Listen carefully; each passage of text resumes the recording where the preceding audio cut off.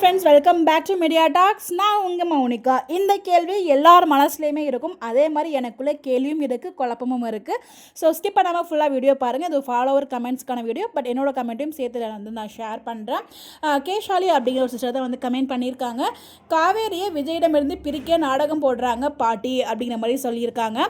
So எனக்கு எபிசோடை பார்க்கும்போது பாட்டிக்கு ரொம்பவே பிரச்சனை இருக்கிற மாதிரி தான் ஃபீல் பண்ணேன். ஓகேங்களா? ஸோ அவங்களுக்கு ஏதோ பெரிய ப்ராப்ளம் இருக்குது. ஸோ அதனால தான் பார்த்தீங்கன்னா விஜயுமே யாருன்னு கேட்டாங்க. காவேரி மட்டும் கேட்டாங்கன்னா நாடகம் ஆடுறாங்க நம்ம நினைக்க முடியும். பட் ஈவன் விஜயுமே பார்த்திங்கன்னா நீ யார் அப்படின்னு ஒரு கேள்வி கேட்டாங்க. ஸோ அந்த எபிசோடை பார்க்கும்போது உண்மையாகவே பாட்டிக்கு பிரச்சனை இருக்க மாதிரி ஒரு ஃபீல் இருக்குது. நடிக்கிற மாதிரி எனக்கு தெரியல. பட் ஆனால் எனக்குள்ளே இருக்க கேள்வி என்னென்னா, ஸோ எப்படி சம்மந்தமே இல்லாமல் பாட்டியை நல்லவங்களாக மாற்றிட்டாங்கன்னா இங்கே வேறு யார் வில்லியா இவங்களை ட்ரிகர் பண்ணுறதுக்கு யார் ஆளே இல்லை இல்லையா?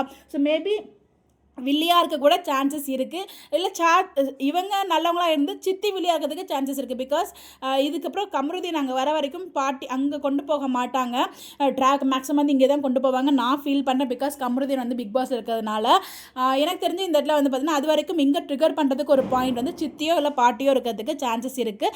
உண்மையிலே பாட்டி நல்லவங்க, உண்மையிலே அவங்களுக்கு இஷ்யூ இருந்துச்சுன்னா சித்தி வில்லியாக மாறதுக்கு பாசிபிள் இருக்குது.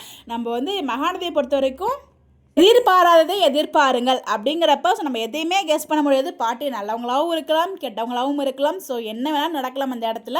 ஸோ எல்லாத்தையுமே வெயிட் பண்ணி தான் பொறுமையாக பார்க்கணும். பட் எனக்குள்ள ஆனால் எபிசோடை பார்க்கும்போது அவங்கள பார்க்க உண்மையிலே அவங்களுக்கு ப்ராப்ளம் இருக்குது அப்படிங்கிற மாதிரி தான் நான் ஃபீல் பண்ணேன். எனக்குமே பாவமாக இருந்துச்சு பாட்டியை பார்க்கும்போது. ஏன்னா நம்ம அவ்வளோ பாசிட்டிவாக பார்த்தோம் நடுவில் கொஞ்ச நாள்.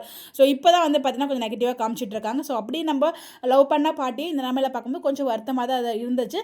அப்புறம் இந்த பக்கம் நம்ம விஜய் பாட்டி நினச்சி ஃபீல் பண்ணும்போது ரொம்பவே எமோஷனலாக இருந்துச்சு அந்த ஒரு தருணம்.